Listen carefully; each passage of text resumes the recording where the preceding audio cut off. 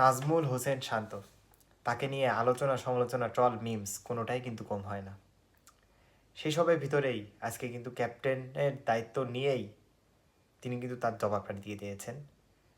টেস্টে অষ্টমতম 100 কিন্তু তিনি করে নিয়েছেন, সেই সাথে একজন ক্যাপ্টেন হিসেবে বাংলাদেশে 1000+ রান কিন্তু তিনি করে নিয়েছেন। এর আগে যখন ক্যাপ্টেন ছিল সব মিলিয়ে 1000 রান করেছেন, তো তার জন্য একটা জোরে হাততালি। আর গতকাল যেই জয় ভাই আর মমিনুল হক ভাই, তারা কিন্তু সেঞ্চুরি করতে পারলেন না। জয় ভাই 169 রানে অপরাজিত ছিল, চাইছিলাম যে একটা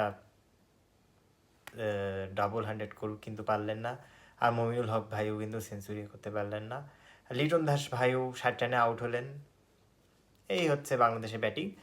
আর আয়ারল্যান্ডের কথা যদি বলি, আয়ারল্যান্ড ব্যাটিংয়ে জবাব দিতে নেমে 301 রানের লিডে জবাব দিতে নেমে কিন্তু 86 রানে 5 উইকেট হারিয়ে ফেলেছে।